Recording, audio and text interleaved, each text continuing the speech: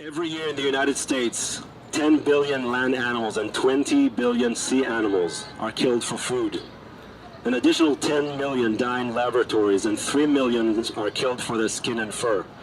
It is also estimated that about 200 million animals are killed by hunters every year in the US. Right now, as we speak, millions of animals languish in laboratories, in what they call factory farms, in rodeos, in zoos, basically everywhere where humans exist, some animal is being either caged or abused or killed. We also know that the consumption of animal products directly contributes to the development of many diseases. This is all new research, but we kind of know it by now. Diseases like obesity, heart attack, stroke, kidney disease, many types of cancers, and even diabetes. Additionally, we know that using animals is the worst thing we can do for the planet.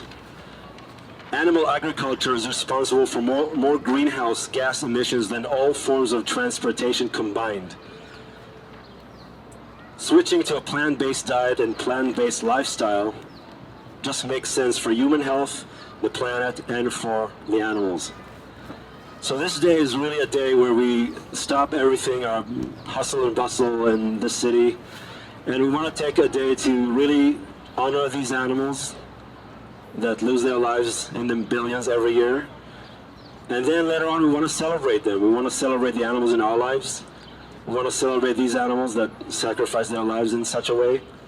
And we hope that this day will help to open hearts for more and more people to realize that these beautiful creatures were not meant to be our slaves. They were not meant to be our commodities. They were meant to share this planet with us in peace and harmony equally. This is our vision, and we hope that this annual day that will continue for many, many years will hope to bring this vision into reality. Thank you.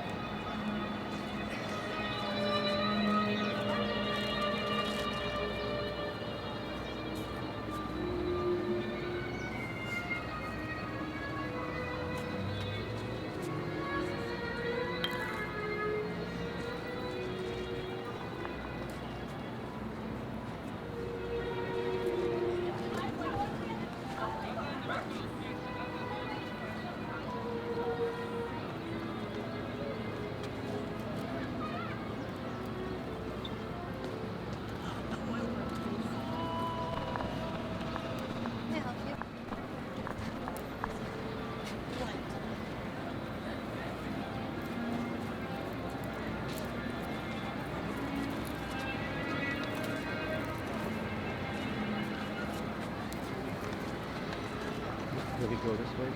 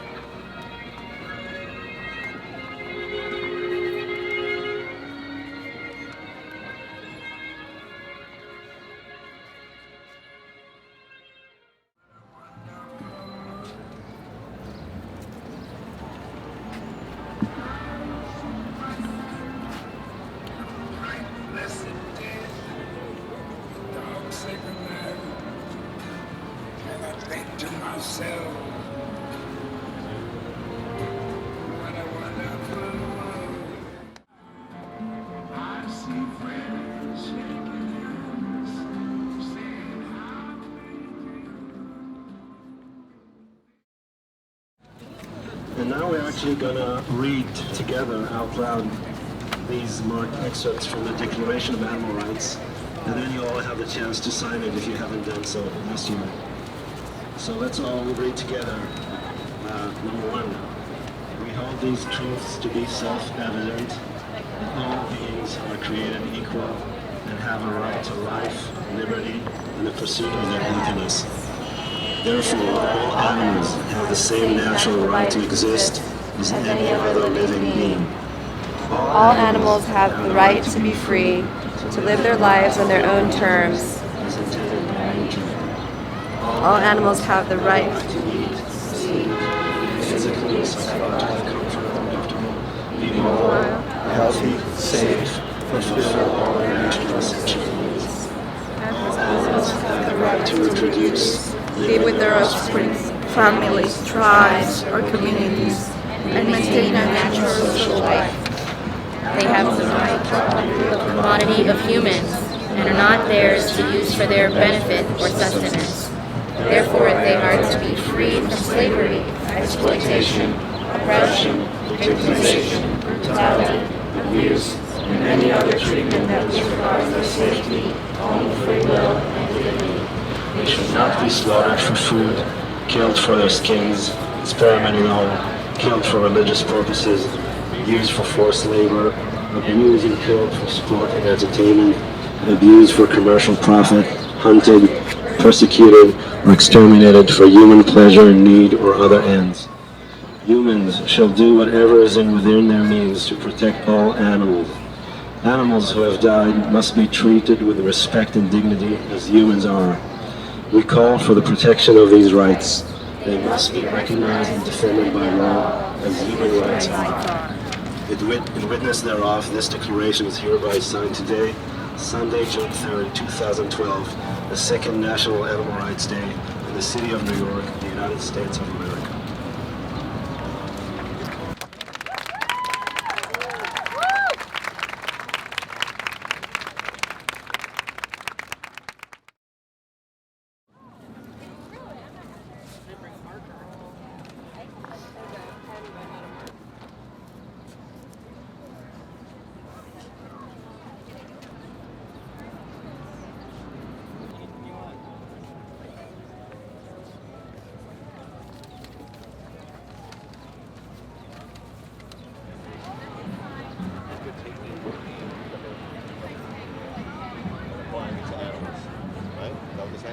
We're going to start the yoga class in a few more minutes, but pretty soon I think. Don't want people to get too cooked.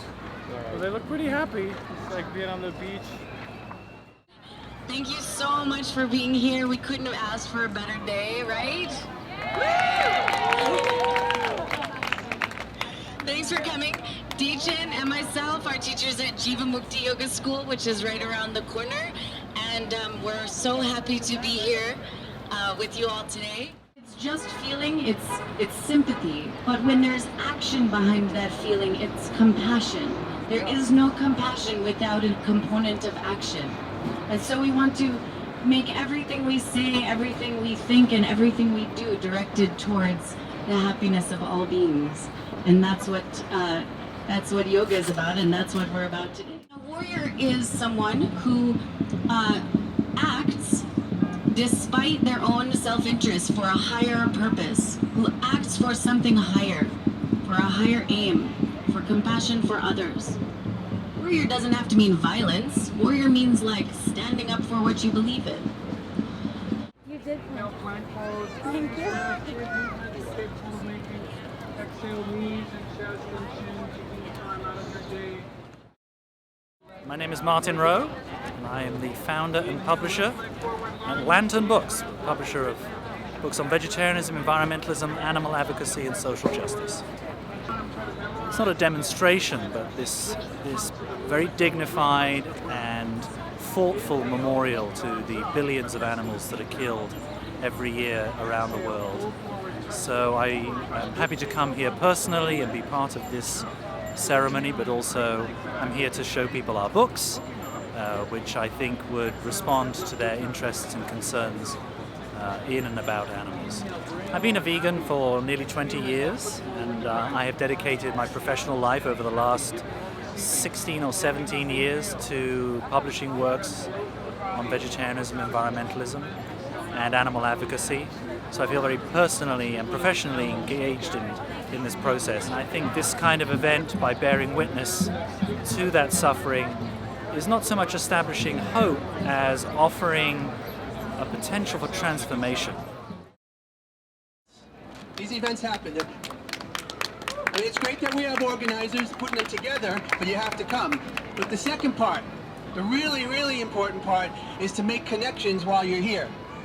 You can't just come here and talk to the people that you already know or the people that agree with everything that you say. You have to start talking to people who are comrades, but maybe they disagree with you on a couple of things. So it's crucial that you make connections. So how many people identify here as yogis? How many people? Can I get a namaste from all the yogis here? All right. How many people identify as animal rights activists? Can I get a raised fist from the animal rights activists? And how many people here identify as occupiers? Can I see some fingers? All right, so let's do this. Occupiers, meet the animal rights activists. Animal rights activists, meet the yogis. Yogis, meet the occupiers. You know each other now, so get your shit together and let's change the world. If we work together, we can't be stopped. I think maybe I'm getting too loud here. We don't have a sound permit. I want to just point out one thing. If we choose to ignore the connections between activists, you can be sure that your government and the corporations that fund it aren't ignoring it.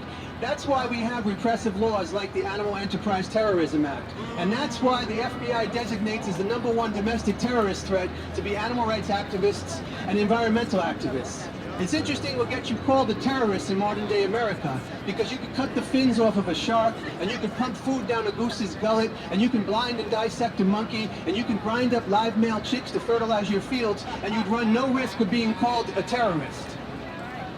So again, we need to have unity, and we need to defend our collective soul. Because if we were to look upon all living things, including ourselves, as part of one collective soul, how could we not defend that collective soul by any means necessary? In fact, what better definition for activism can we have than that? Defending our collective soul by any means necessary. So last week, I used the words by any means necessary, and I noticed a little squeamishness out there. Because when you become an activist, you get called a radical a lot, as if it were an insult. And I want to point out to you that the Latin origin of the word radical is the same as the Latin origin of the word root. In other words, a radical is one who gets to the root of the problem. So when somebody calls you, product placement, when somebody calls you a radical, I say you take that as a profound compliment. And remember the words of Dr. Martin Luther King, who said, when you are right, you can never be too radical. So peace and power to all species. Thank you for listening. I've been given the best assignment of the day, because I get to introduce the musicians. You can start clapping already. What we have here, kind of mixed in are the Occuponics, the occupied guitarman, and the Liberty Square Pulse drum circle. So put your hands together for the best group of musicians in New York City.